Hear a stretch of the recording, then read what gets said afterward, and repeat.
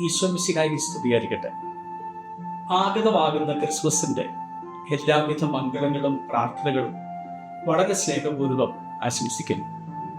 പരിശുദ്ധ അമ്മ പ്രാർത്ഥിച്ചുകൊണ്ടിരിക്കുമ്പോഴാണ് ഗബ്രിയേൽ ദൈവദൂതൻ പരിശുദ്ധ അമ്മയുടെ അരികിലെത്തി ഈശോയുടെ അമ്മയാകാനുള്ള നിയോഗം പരിശുദ്ധ അമ്മയെ അറിയിക്കുന്നത്. അമ്മ അത് ശ്രവിക്കുന്നു. അമ്മയ്ക്കൊന്നും മനസ്സിലായില്ല. അമ്മ അതിന് ഗബ്രിയേൽ ദൈവദൂതനോട് ചോദിക്കുന്നുണ്ട്, ഇതെങ്ങനെ സംഭവിക്കും? ഗബ്രിയേൽ ദൈവദൂതൻ ഒരു മറുപടി നൽകുന്നത് പരിശുദ്ധാത്മാവ് നിന്റെ മേൽ വരുമെന്നാണ്. പരിശുദ്ധ അമ്മയ്ക്ക് അതും മനസ്സിലായിട്ടുണ്ടോ ഇല്ലയോ എന്ന് സംശയമുണ്ട്. പക്ഷെ പരിശുദ്ധ അമ്മ അവിടെ ദൈവഹിതത്തിന് പൂർണ്ണമായി തന്നെ സമർപ്പിക്കുകയാണ്. ഈശോ പരിശുദ്ധ അമ്മയുടെ ഉദരത്തിലേക്ക് പ്രവേശിച്ചു കഴിഞ്ഞപ്പോൾ പരിശുദ്ധ അമ്മയുടെ നാവിൽ നിന്ന് വരുന്നത് നന്ദിയുടെയും സ്തുതിപ്പിന്റെയും കീർത്തനങ്ങളാണ്. നമ്മുടെ ചെവിയും നാവും ദൈവകൃപ നമ്മിലേക്ക് ഒഴുകി ഇറങ്ങുന്നതിന്റെ ഒരു പ്രധാനപ്പെട്ട സ്രോതസ്സാണ്.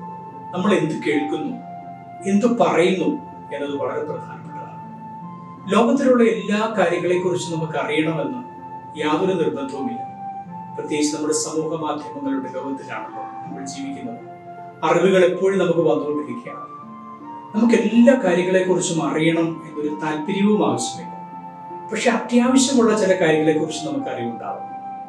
അത് ദൈവം നമ്മുടെ ജീവിതത്തിൽ എപ്രകാരം ഇടപെടുന്നു എന്നതിനെ കുറിച്ചുള്ള അറിവാണ്.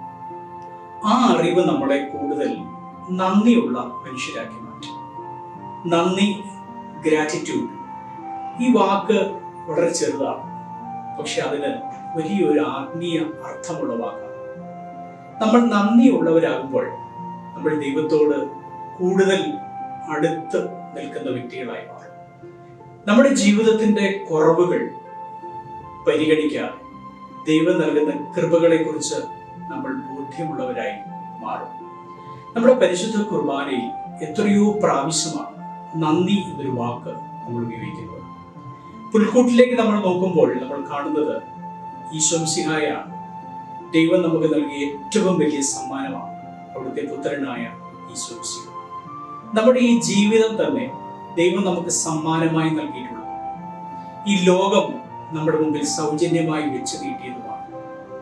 അതിനെക്കുറിച്ചൊരു ബോധ്യം നന്ദിയോടെ, ആ മനോഭാവത്തോടെ നമ്മളിൽ ഉണ്ടെങ്കിൽ നമ്മിൽ സംഭവിക്കുന്നത് ഒരു വിനയമാണ്, എളിമയാണ്, ദൈവത്തോട് കൂടുതൽ അടുക്കാനുള്ള ഒരു വഴിയുമാണ്. അത് നമ്മളെ സഹജീവികളിലേക്ക് കൂടുതൽ അടുപ്പിക്കും, അവരിലേക്ക് നമ്മളെ എത്തിക്കും.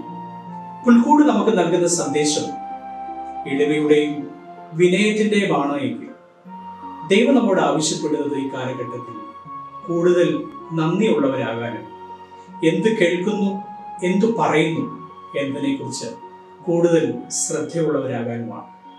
നല്ല ക്രിസ്മസിന്റെ നാളുകൾ ആശംസിക്കുന്നു. നന്ദി.